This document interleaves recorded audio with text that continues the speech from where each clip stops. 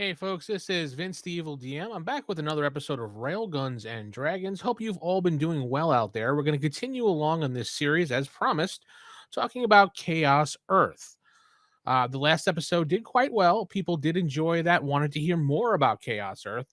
And as I'm diving into this book of Chaos Earth, it's really amazing. I'm glad I actually took the time to read things thoroughly. I had this book on my shelf for many, many years since it came out, and it's not a game that I actually played because I mostly just went right to Rifts, or I did something before Rifts, or did one of the other settings. And a lot of people really raved about it. When I first picked up this book, I read it and I was just like, okay, this is kind of cool. It's his own world in its own. It's a complete fantasy world on its own. It works. But a lot of people were just like, meh, and they just wanted to go right to Rifts. Now, coming back to this as I go through my library of things for Palladium, that is, this has really just struck out to me as a really good campaign world. It's a complete book itself, and it has a couple books in it for creatures and magic and stuff like that. So it does have its complete own little set of line of stuff, and there's supposedly some more games coming out. Who knows when those are going to come out, or if they do come out. I do look forward to it. But in the meantime, this is an excellent, I think, really good cursor to get up to Rifts. Playing in this setting, you could take the characters to move forward into the Rifts actual world. So maybe you can use this as a hook to get them into it. Start as Rob's game group channel. You can go right over to that, just search for that. Has talked about, he's got a couple mission reports, and he has an excellent idea, like I said in the previous video, about starting them before the poop hits the fan. And I think it's a great idea. It's something that I thought about doing. Like maybe I could just, kind of do it where they do some missions and stuff like that, and then have them experience the whole thing of, day zero, like I did in my Dead Rain game. I started that zombie apocalypse with day zero as opposed to 6 months down the line. The players were basically ordinary people dealing with the situation as it happened. So that was a lot of fun to deal with that as it happened from day zero. So why not try to do it with Rift's Chaos, or do it for a couple months before, maybe even a year before? Let them just go about doing stuff for NEMA. But let's get into this. Today, I want to talk a little bit about the history of things leading up to the events that caused the poop hitting the van, so to speak, or the calm before and leading up to the storm, as they call it here in the book. The book starts its history timeline with talking about a few days before things actually happen. It starts in December 21st, 2098. And it goes on explaining what exactly, and we'll flip to page 10 here for you, where they go the calm before the storm. And these are the list of books that they basically say are compatible or very compatible with Chaos Earth. Rift's Book of Magic, Conversion Book 1, Dark Conversions, Rift's Book World of Vampires, and then World Book Spirit 15 and Mystic Russia and Canada. All these things have a certain place to be used. I mean, you can also use the dinosaur swamps. That's very good area to use. You can use Spirit West, the there's another one I can't. I'm losing my mind here for some of these names, but there's a whole bunch that you can actually use when doing this. But the calm before the storm.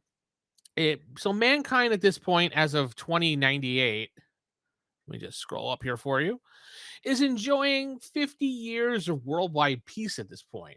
It's the age of science, medical cloning, genetic manipulation, nanotechnology, and advanced biotics. Bionics, not biotics. Bionics are really moving along quite well. Most diseases are gone. Cures have been discovered and made just as fast as something pops up. Life expectancy, 180 years old, with 20% of the population living past 200. With medicine and testing that could extend life to 50% beyond that, which is the normal. 90 years old is literally now the new 30. You look, feel, and act as if you were 30, but you were 90. So when you're 30, does that mean you're one? I don't, something like that. But mankind has explored the once unattainable deep oceans of the earth. They found medicine. They farmed down there. They found lost pieces of history. All these things have been found down there, helping to advance society. Space, the thing of dreams right now to us in 2020, but in 2098, it's been explored, most of it. Mankind has two space stations locked around the orbit of Earth, and the moon has a space station called Cyberworks Aerospace Network. It's a mega corporation that specializes in space research, robotics, and artificial intelligence, and space exploration, of course. So not only has society moved in advance into going into space, they actually have corporations now moving into space at this point and settling on the moon. We also have an extended outpost in on Mars at this point. So something that we've dreamed about. So if you keep reading the history here in the book, it also tells us that mankind put aside their differences in 2028, trading goods and ideas back and forth between one another. The USA, Canada, and Mexico formed the North American Alliance, which worked so well it became the golden standard of nations working together for others to copy. Most, if not all, major companies experienced economic booms, medical breakthroughs, and advancement in technology. Sure, there was still poverty out there and massive injustices, but mostly they were third world nations that decided to take a different route than the rest of the world with the advancements. So it was basically dependent on them, though we don't know. This was the golden age of mankind, or also dubbed the age of prosperity for mankind.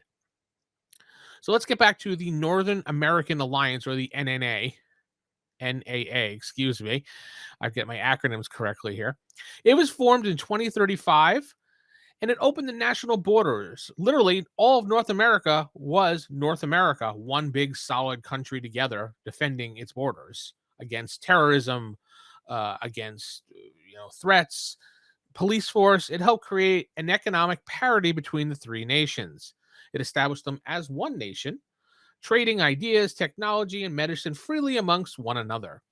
It established one monetary system, open trade with universal regulations, laws, and measures. Finally, it established NEMA, the Northern Eagle Military Alliance. So, what is that, you ask? Well, it's an elite police paramilitary agency with jurisdiction in all three nations. Its mission to defend North America at all costs, battling crime, terrorism, and other things. It was basically FBI, CIA, NSA all rolled into one. The only difference is they had policed all of North America, Canada, USA, and Mexico all at once, had jurisdiction to go wherever it needed to go and get whatever it needed to get done. They were given access to the most advanced crime fighting technology, the ability to investigate anywhere they needed to go, rescue and military innovations, including whatever they needed to get their job done, including prototypes at that much too. But as we know, all good things do come to an end eventually. As things seemed super swell with the world, it really wasn't.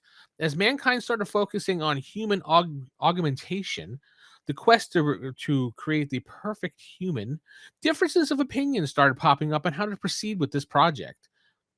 This led to fierce social economic war to win the world's market of who should spearhead and lead this process. Intense competition as various people desired recognition versus what is doing best for mankind started popping up. This led to the golden age of science suddenly become the age of secrecy and ruthless tactics and ruthless aggression and ruthless moving forward with crackpot theories just to do shortcuts to get ahead of society and other societies.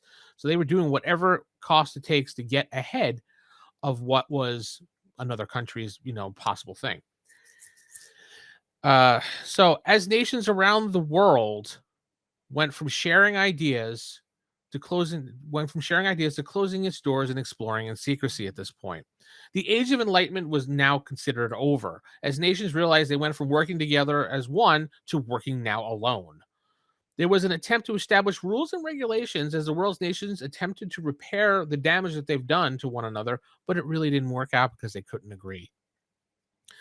And a new Cold War started as nations were pitted against one another, trying to outdo one another with technological advancements in society and military. All these things contributed to a worldwide recession. Third world countries now suffered in poverty. Though, with all this happening, technological advancements still did continue to move forward. With all this happening, the world was still a better place than it was in previous centuries, as peace did prevail overall somewhat, but there were a few hiccups here and there as nations fought against one another. Everyone felt somewhat good and thought the future looked bright. Little did they know December 22nd, 2098 was coming up very soon. They went to bed tonight, the night of December 21st, 2098, to wake up to the big event. But we will cover the big event next time on History Part 2. Again, I like to keep these videos relatively small and short and digestible with history when it comes to that and going over classes and things like that. If you've enjoyed this, please don't forget to hit like, share the video, comment on the video below with your experience and how you changed things. Maybe you've added some history, how you've done things in Chaos Earth. If you enjoy this channel, don't forget to head over to patreon.com/WGP. You could support this channel and all the things that we do here for $1 a month minimum. $3 and $5 do get some special perks going forward as we're starting to add them onto there. But as of right now, $1 a month is just basic tip jar support. With that said, I'm going to head out. Keep it original, keep it old school. Good night, everybody.